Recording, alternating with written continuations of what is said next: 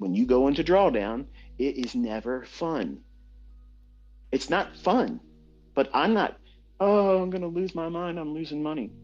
I have a losing trade. Oh, this sucks. Fuck that. Okay, I got that one wrong. What am I going to do next? Done. Handled. I have a process. He doesn't have a process. You didn't have a process when you went into drawdown, and then when you eventually blew your account. You had no process. You were in that burning house, and you were trying to put out the house fire because you didn't want all of your loved ones' things and your things, the things that you treasure in your life, you didn't want to see them all go up in smoke because you can't replace them. That's exactly what you're thinking about with that equity high. You think that's a family heirloom that you can't replace. The fuck out of here. That thing is something that you're going to go past. All this is a slingshot.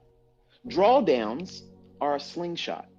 You go up to an equity high, you draw back to get more energy, and then let it go. Boom! New equity high. Eventually, you draw down again. Okay, that's no problem. I'm drawing down like a slingshot. And then, boom! New equity high. That's how this shit works.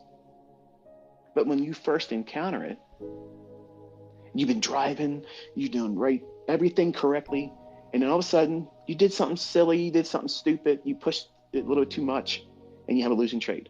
Okay, stop. Don't go back in. Wait till the next trading day. Give yourself some time. Remind yourself outwardly with your own mouth, speaking it, tell yourself, there is no emergency. This losing trade is not an emergency. This is not something that I have to contend with immediately. I don't have to put this out as a fire. It's not a fire. It's a flat tire. It's not a barbecue. Your fucking car's not on fire on the side of the road. You had a flat tire. That's it. Change the fucking tire. That's all. Change the tire and get back on the road again. You can't do that if you melt the fucking car down with a car fire. You just can't do it. You have to get another one. Either reset the account or refund your account. That's not fun. It's expensive. So to avoid that, just let it be a flat tire. Stop. That's one losing trade. Okay, now you're angry. You're pissed off. Are you in the right state of mind to take a trade? No. So you have to have that as a process. As soon as you take a losing trade, boom, stop. Get up, walk away. 30 minutes minimum. I don't give a fuck what you think you're seeing in the charts. I don't care what I'm talking about on Twitter. Oh, it's going to be a big day. It's going to do this. It's going to draw here. Stop. Turn my ass off on Twitter. Don't look at social media. Turn your charts off. Leave for 30 minutes. Minimum. And when you come back, if you feel impulsive, like you got to be doing something, you are in a gambler's mindset and do not absolutely touch anything. But it's hard to pick up on all that unless you put some time between your loss and your next entry. I promise you, your next entry is going to be impulsive. It's going to be just reckless, stupid shit. Everybody does that. Everybody does that on their first drawdown. Everybody does it.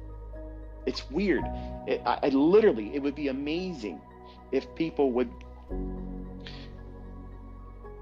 do a testimonial and say, yeah, this is what it was like, and try to walk everybody that would be willing to listen to it. I'd love it. Like, I would love it if there would be a channel on YouTube. And I'm willing to be the one to do the first submission to it. What it was like on my first losing trade that took me into drawdown and I blew my first account. I would absolutely have no problem doing that, with the expectation that other people would do it too. And you would hear? It would be like someone saying the same thing from the same fucking script. It's amazing how it always happens. It's the same shit. What goes on in our mind, what we're thinking, what we're fearful of, what we have to do right away. It needs to happen right now, for fuck's sake. I got to get my money back. No, you don't. No, you don't. You don't need to do that. But you do when you're live streaming, and you got to make yourself look smart. You're going to prove to the world you can trade better than ICT. Fuck, maximum loss day. That was insane. Man, I wish he'd start YouTube and live again. Missing it. But the point is this. My son wrecked himself. No problem. You got a flat tire. You got a fender bender. It is what it is. Dad knows how to fix that. No problem. But I can't fix what he's holding on in his brain as things to worry about, what to focus on. That needs to be guided, instructed, navigated with proper encouragement, but still allowing for that sting. I need that to be there for at least another week or so.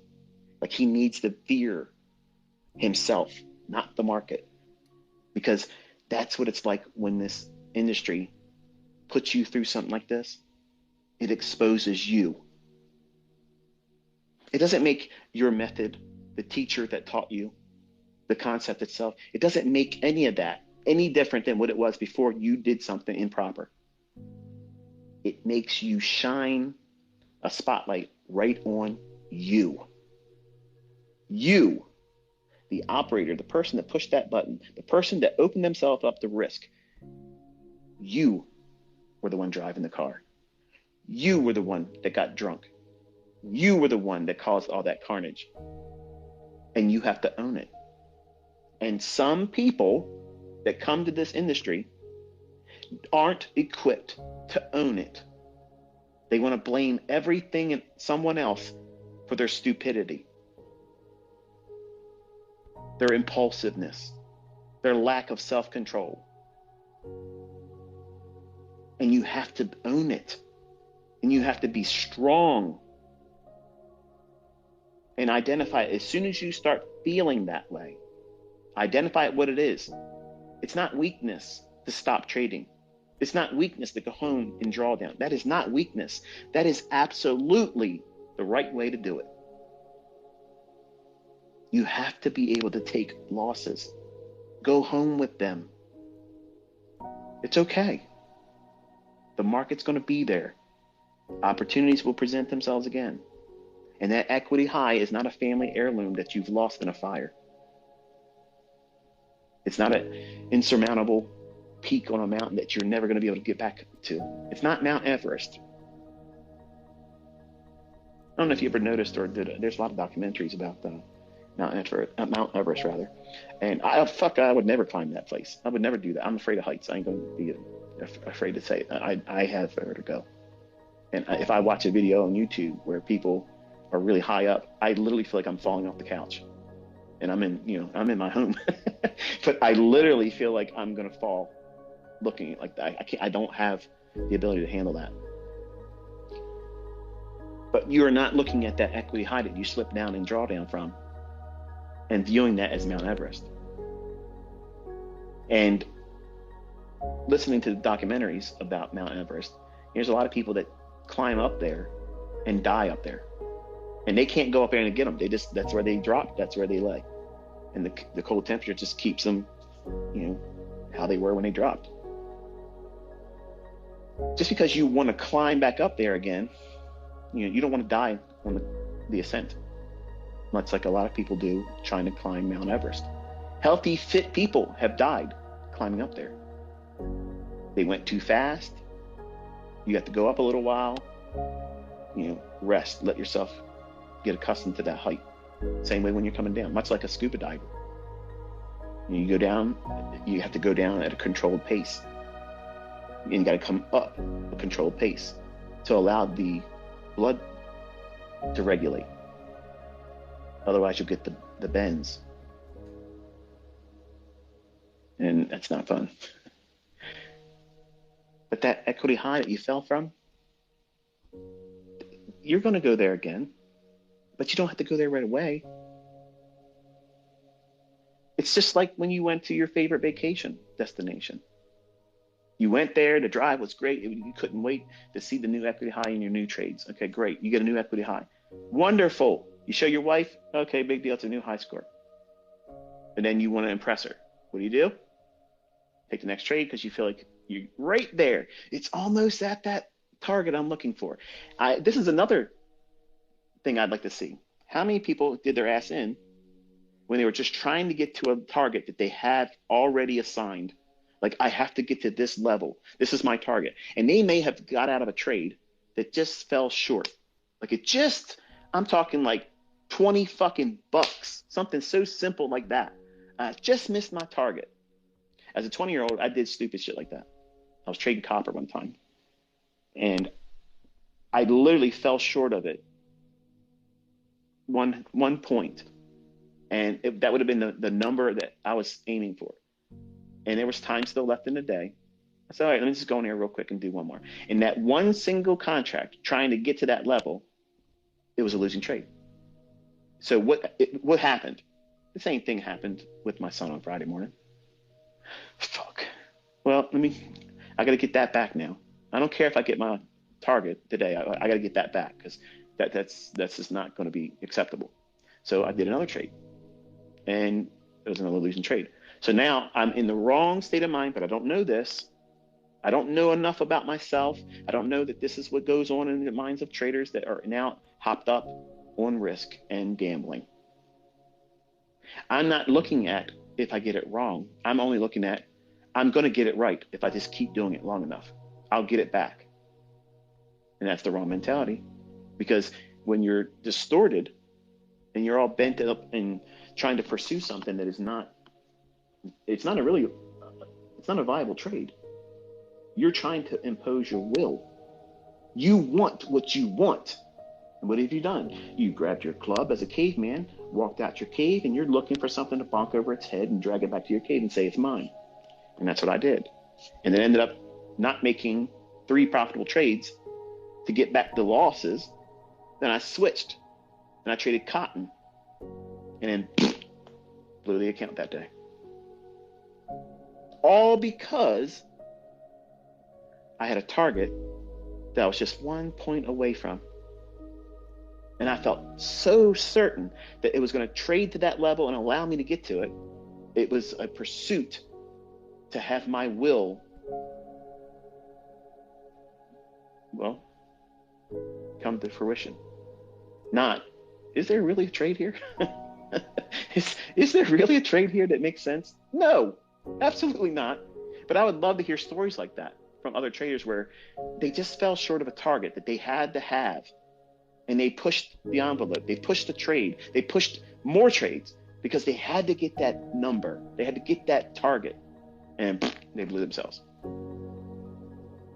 I know I'm not the only one that's ever had that experience. I know. There has to be more of you out there that's done that. If you have, you just say, hey, I did that dumb shit too. And look where you're at now, what you are learning.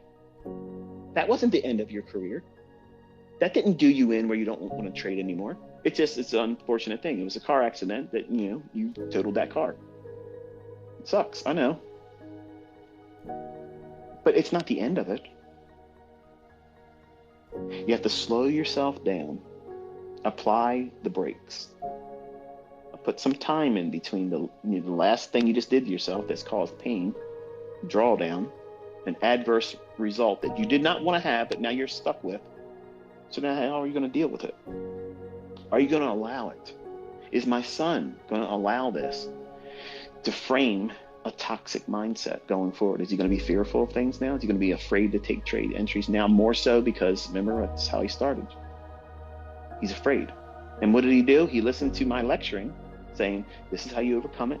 This is how you don't fear it. So he just plunged, trying to overcome fear. But he tried to do it with his funded account, not the demo. He did the classic, I want to get in there and start making money. I got to learn how to trade with real money. If you want to learn how to trade, you got to start with a real account, because demos don't do it. That's bullshit. And here's my own flesh and blood proving it. You got to listen to me, folks. You have to listen to me. I've done this to myself dozens of times. If anybody knows how this is going to happen over and over again, I fucking know. I'm qualified to teach that. I absolutely am certain that there is nobody out there better equipped to be able to say, look, these are the characteristics that's going to result in you harming yourself. And if you do the opposite of these things and do the things I tell you to replace these toxic views, you're probably going to stand a better chance of not having done that again or ever in the future.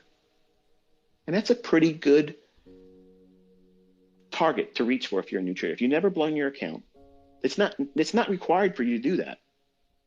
Like, that's not something that we're sitting around, and I always use this analogy a lot, but in Jaws, the first one, you know,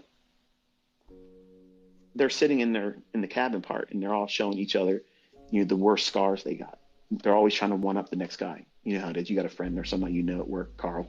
He's got something that's much more than what you went through. Something better, or something he had to endure that was worse than that. You know, that fucking kind of person gets on my nerves. Well, you don't need to do that with trading. You don't need to blow an account. Yeah, I blew an account too. ICT. Look at that. I got the war scar. Look at that. Fuck that. You don't need to do that. Who wants to do that? I want to create all of you monsters out here where you don't have that scar tissue and say, you know what? I didn't have to go through that. I want you to be able to say, I never blew my account. But the chances of that, I'm aware of that happening, is very slim. But I know if I keep doing what I'm doing, invariably there's going to be at least one of you. One of you will find consistency, profitability, and not having blown your account. But chances are it's going to be a very, very, very small number that get that. Because the human body, the human mind, emotions, and how psychology works, you'll have this experience like my son. You'll feel this impulsiveness where you think that there's emergency. You created a drawdown, and that emergency in your head is not an emergency that's in the real world. Yes, you did something wrong. Yes, you don't have the equity in the account that you had before you did that. So what? When you put your trade on, guess what happens? You didn't have, at that moment, the same equity high.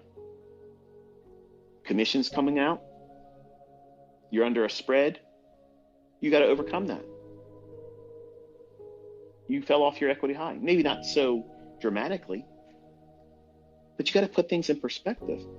When you put a trade on, the trade might draw down intra-trade. That means before stopping out and before closure. Guess what you're doing there? You're in drawdown. Are you losing your shit because of that? Some of you will be after drawdown. You'll be thinking it's the end of the world. Oh my goodness, it just moved 6 ticks. What the hell am I going to do?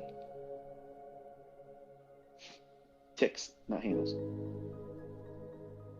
But you'll be so sensitive, hypersensitive to that. And it's hard to wrestle through that.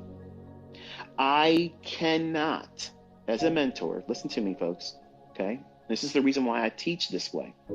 I cannot, as your mentor, I can't fix what you do to yourself once you get in that mind state. Or state of mind, rather. I don't have a way to fix what you have done emotionally and psychologically to yourself, and how you're thinking and how you're talking to yourself. I'm not in your head. I don't know what you're saying to yourself. I don't know what you're convincing yourself was the real culprit that caused you to go into drawdown.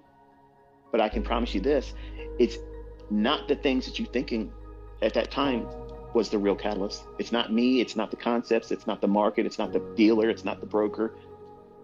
It's you. It's always going to be you.